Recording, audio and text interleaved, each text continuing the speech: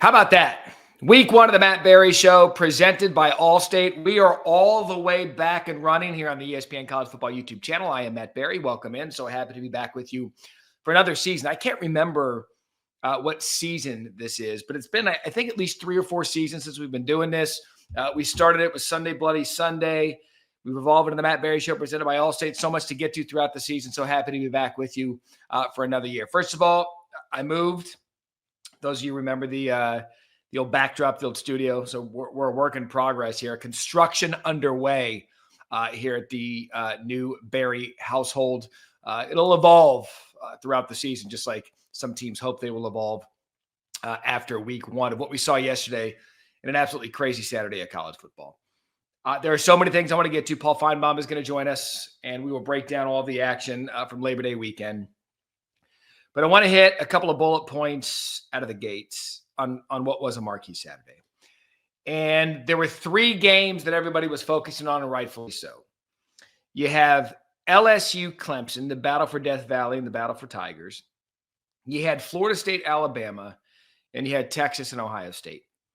And I'm going to start with Texas and Ohio State. And again, we're going to get into all this with Paul Finebaum in a week one recap. But I believe, and I said this Thursday night during the broadcast of my Thursday night game, South Florida, Boise State. I believe we have committed, and we, the media, and I wasn't one of them because I thought it was ridiculous. The stuff and the things that were being said pregame about Arch Manning were some of the most ridiculous and absolutely irresponsible ways to treat a young man who is yet to start a college football game on the road and be the full-time starter.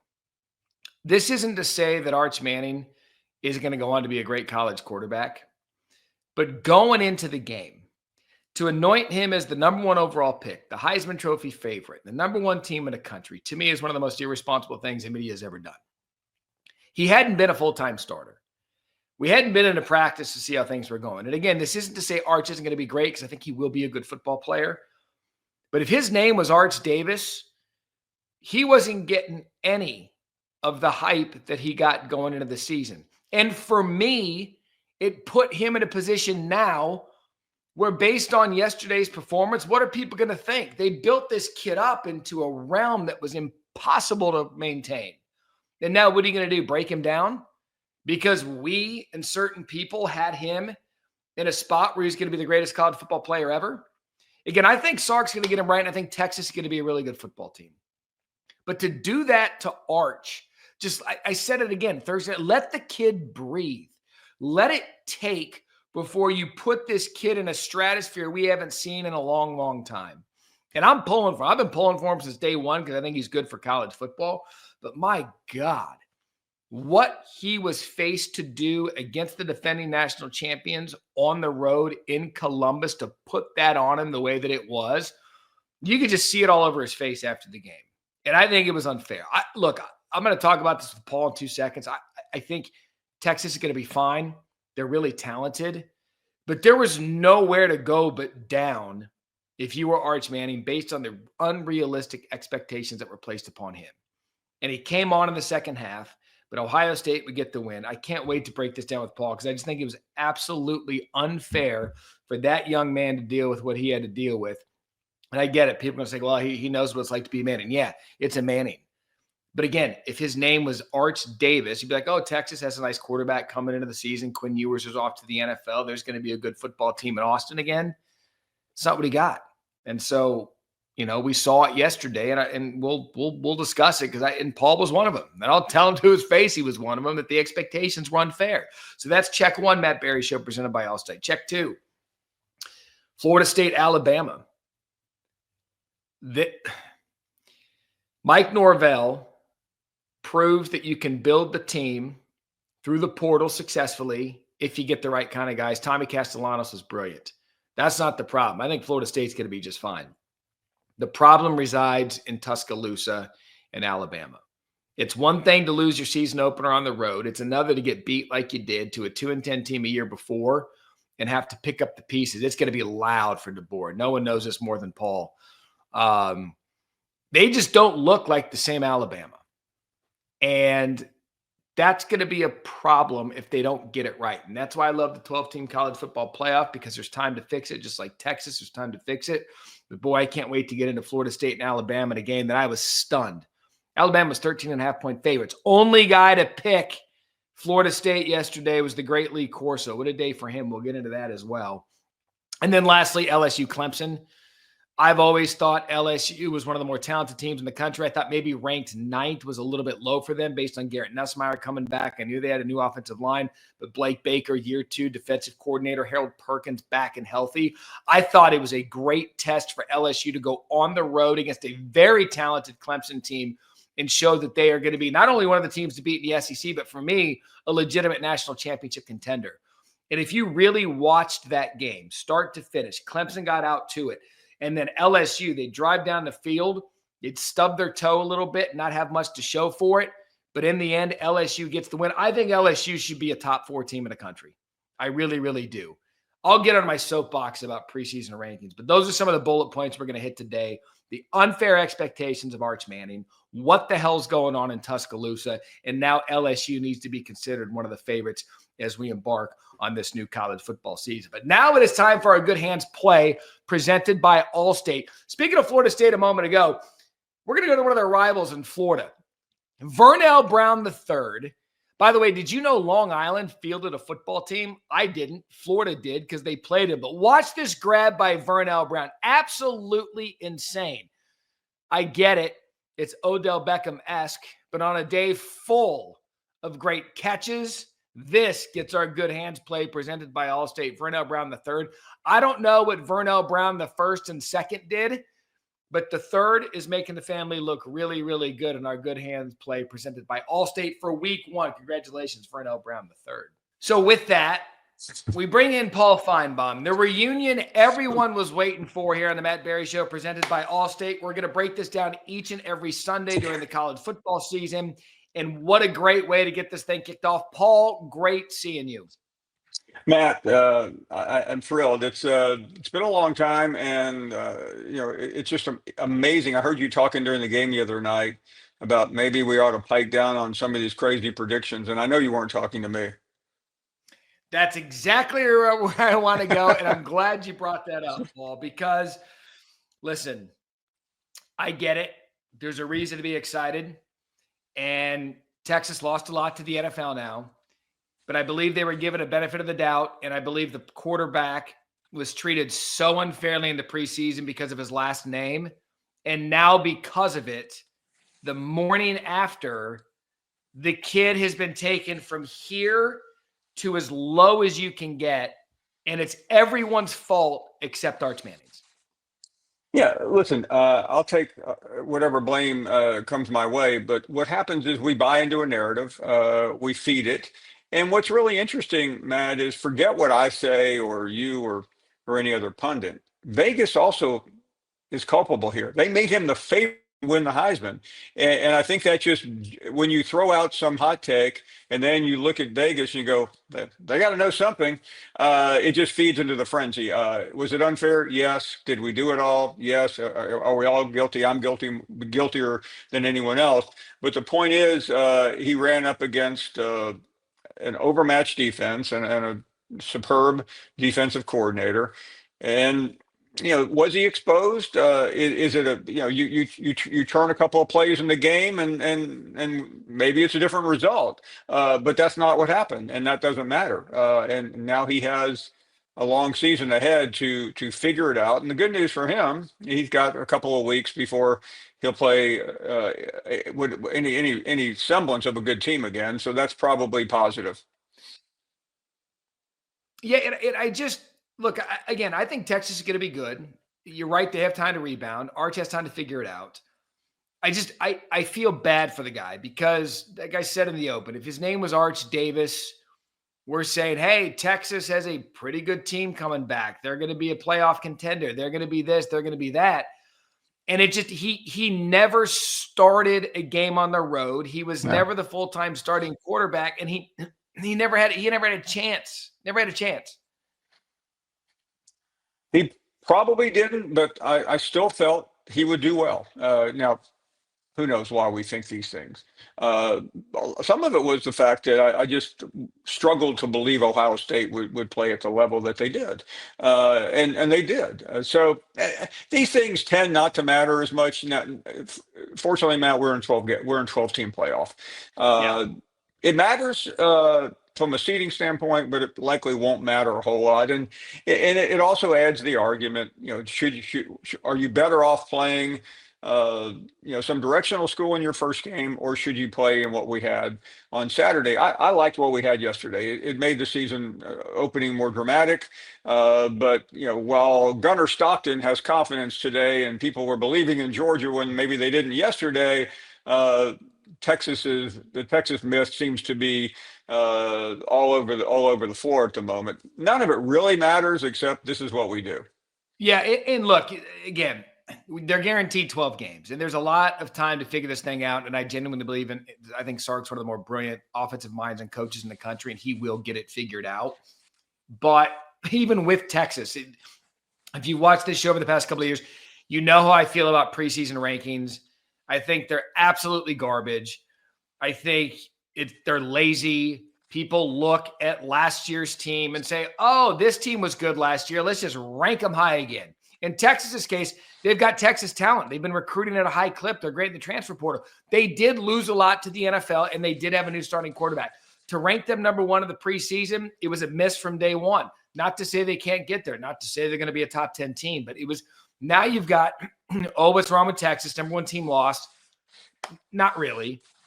Ohio State, they didn't look great either with their new quarterback, so I don't want to absolve them from all of this. But it just, Paul, it almost sets the season up for just a weird taste in your mouth in week one when we put these numbers and these things to teams that we haven't seen play yet. And that's why for the first month, we're not going to know anything here for the next 3 weeks. Would you agree?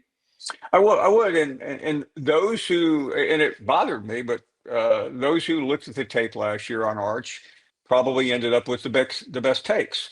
But when we're sitting around on January 21st reflecting on the season, Matt, this late August conversation will probably not matter a whole lot, other than maybe in the school that we get to in a few minutes. But I think in Texas's case, we were prisoners of the Manning name, and that's okay. We've only been hearing about Arch Manning since about the seventh grade. It was one of the biggest commitments of all time.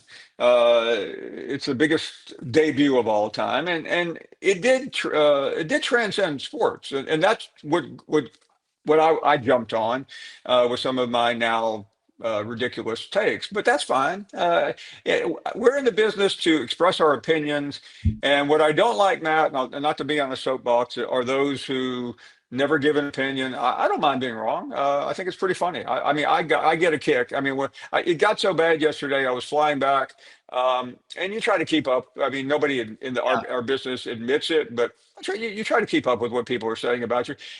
I couldn't keep up with it. It was just mind. I finally said, I've had enough. And that, by the way, that was only after the Texas game. That wasn't. That wasn't after the bad take on Alabama or the bad take on LSU and Clemson. But hey, we're all alive this morning, and what else matters? Oh, we're getting all of it, because I know you were 0 for 3 and I was 3 and 0 on these takes, because some things you just see coming. Now, I was dead wrong on Alabama, Florida State. I thought that Alabama, year 2, Kalen DeBoer, Ty Simpson, you bring in Ryan Grubb, the offense seems good. You've got one less year of the Nick Saban shadow. They were 13.5-point favorites. I thought maybe Florida State would keep it close. Not only did I think Florida State wouldn't win, there was zero chance I had them blowing out Alabama. And I thought E.J. Manuel said something interesting last night on College Football Final. He said, you could give Florida State all the credit you want, and they should, because they deserve it. But the one thing that stood out to him more than any, Paul, he said Alabama lacked physicality, they lacked speed, and they just no longer looked like Alabama. No, and I've spent a lot of time in Alabama over the summer, and being around Kalen DeBoer a couple of times. You couldn't help but buy into what he was saying, and he made such a big deal, Matt, out of retaining his roster. Isn't that great? And then you get people that go to practices, including one of our colleagues who I respect immensely and who played the quarterback position. And he came back and said, "This team is outstanding. The only question mark is special teams. Other than that, they're elite national championship caliber." So what are you supposed to believe? You tend to believe the experts that are well versed, and everybody was wrong. It was hard for me to believe Florida State could be good. They were. It was hard for me to believe Alabama could be that bad, but really the issue is now beyond whether and how bad Alabama was. The issue is what happens, because that fan base had bought in, and now they're in a selling mood. And what happens to Kalen DeBoer? He's got a $70 million buyout. He doesn't really. He's got Wisconsin in a couple of weeks, and then at the end of September he goes to Georgia. And then it gets real. The schedule didn't look all that daunting before the season. Now it looks incredibly daunting. Yeah. Yeah, and I think when again these big games really set the tone for the season, be it good or bad. It's really really good for Florida State this morning. It's really really bad for Alabama and Kalen DeBoer. But as we've said before, we tend to overreact a little bit after week one, and that's all well and good. But most programs aren't Alabama. Number one. Number two, most programs don't have the greatest coach in college football history sitting on the college game day set, analyzing and watching all of this, while the dynasty that he built looks to be in jeopardy right now. And it's unbelievable to me how quickly things can change. Because, Paul, it's one thing if you go to Tallahassee and you lose. It's another to go to Tallahassee and have what happened happen. Yeah, and blame us, blame anyone you want, blame Greg McElroy. But how about Nick Saban on College Game Day talking about? I went down there a couple of times at practices, and I saw the difference in culture. Now, Now I realize Nick Saban's in a prickly position here, but I wondered as I heard him say that, how do you change a culture after one season? I've never seen that before. Usually the culture is developed in the first day that a coach takes over. And a lot of coaches will sacrifice the first season to make sure the culture is correct. That didn't happen. Another thing I'm hearing from Alabama fans for the first time, it's the NIL part of it. These are a bunch of rich, spoiled players who aren't earning their money, and that's something we haven't really dealt with a lot, even though we've been in NIL. And my forecasting skills right now are equal to Jim Cramer on Wall Street. We'd all go broke if we listen to the comments. But the point is that what I can read are the tea leaves of Kalen DeBoer's future, and they're rather murky at the moment. And when you start to think about Georgia at the end of September, road trips to Missouri and South Carolina, home games against LSU and Tennessee, and a road game and Oklahoma, and a road game at the end of the year at Auburn. Who would have thought in the state of Alabama, before we even get to September 1st, that Hugh Freeze is off the hot seat and Kalen DeBoer is on the hot seat? Yeah, not me. And look, I thought I had some expectations for Hugh coming into this season because I'm a big fan of Jackson Arnold, and we saw it the other night against Baylor. But it's, we were talking about it in studio. Like, Kalen DeBoer is about to find out real quick, because that performance yesterday, I believe Alabama's got the talent to get it right, but that's not certainly how they wanted to get the season started. The other marquee matchup, Tiger v. Tiger, Death Valley v. Death Valley, LSU and Clemson. I've been so bullish on LSU in the offseason because I love Garrett Nussmeier as a quarterback. I believe in Brian Kelly as a head coach. They did well on the transfer portal. And I think Blake Baker, year 2, is going to get that system right with the return of Harold Perkins.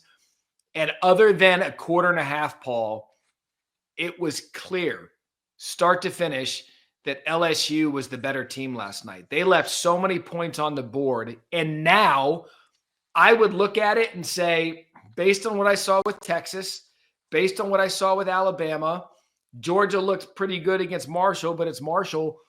I would wake up this morning and say, week 1, prisoner of the moment from me is that LSU's probably the best team in the SEC this morning. Correct. And I agreed with everything you just said, except I was led to believe by people who had seen Clemson practice that they were something that they were apparently that they were not. They're a good team, but you don't have to be elite to win that league where you do in the SEC. And Brian Kelly called a shot. Uh, you wondered, was he putting too much pressure?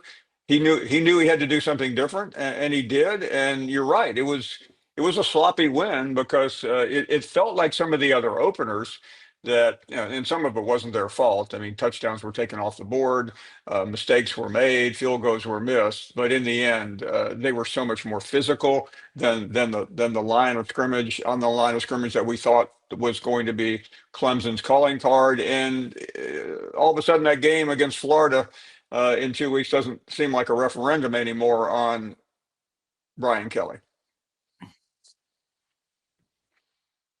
Yeah. And for the first of all, big picture, LSU snaps their 5-game season opener losing streak. Brian Kelly gets his first season opening win as head coach of LSU. And so if you're just stacking the storylines in the SEC in and of itself, Texas needs to find its way back, and they've got to get their chemistry going with the receivers and get Arch's confidence back again. We've touched on that. Maybe that's not all Arch's problem. Alabama is going to have to go searching for themselves after what we saw on Sunday, and coming out smelling like roses, at least now, is LSU and Brian Kelly. South Carolina, Virginia Tech, they play on Sunday today. That's going to be an interesting game to watch. And so there's so many things now as we set the table for Labor Day weekend. Finally, I do want to go back, Paul, to Friday night. I'll say it like this.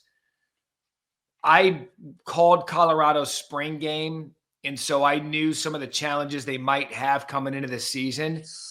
I left impressed with how Colorado went toe-to-toe with Georgia Tech and Coach Prime in season 3, because I've said it and I'll say it again. This is where you're going to find out, A, what kind of Coach Prime is, and B, what kind of program he's building without the superstars. And I thought they acquitted themselves quite well. They lost to Georgia Tech, but, Paul, I came away thinking like, okay, even in loss, I feel pretty good about what Colorado's going to field this year.